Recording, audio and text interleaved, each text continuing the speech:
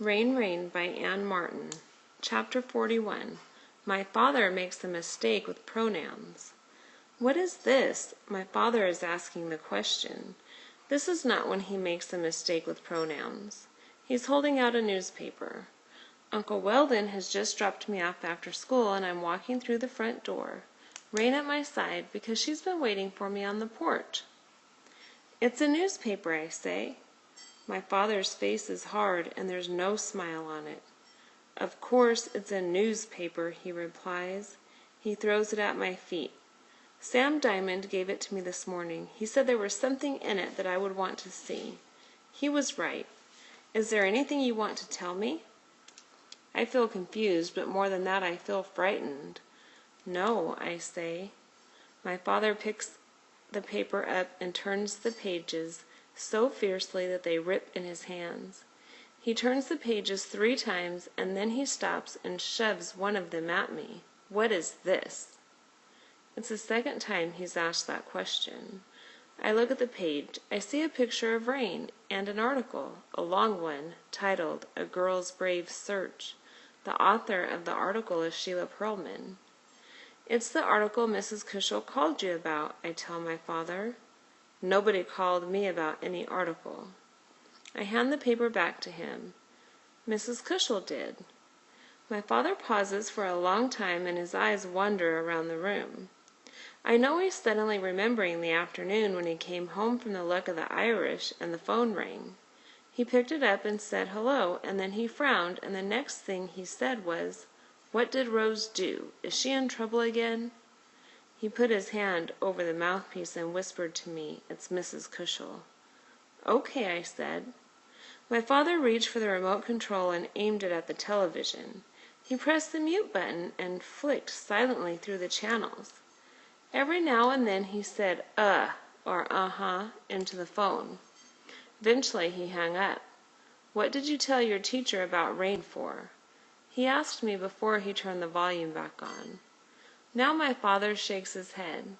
"This is our private business, Rose, our private family business, and now it's all over the paper. Everyone in the county will read this. I look like a thief." I back away. Rain backs away too. She does not take her eyes off my father. "Talk to Uncle Weldon," I say. I know my uncle hasn't had time to return to his office yet, but I don't want my father to call Mrs. Cushel and yell at her. I need to take Rain for a walk, I add. "Let's call Uncle Weldon when I get back."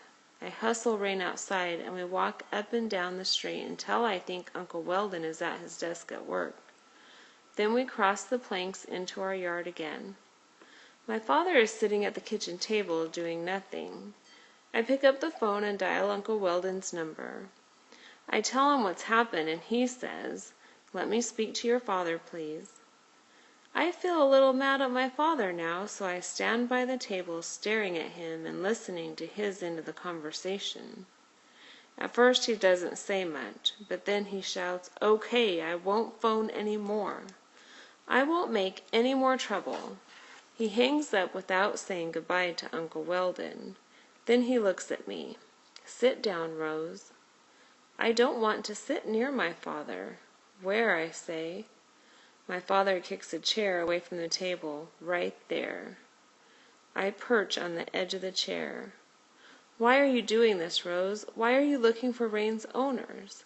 She was my gift to you, my gift.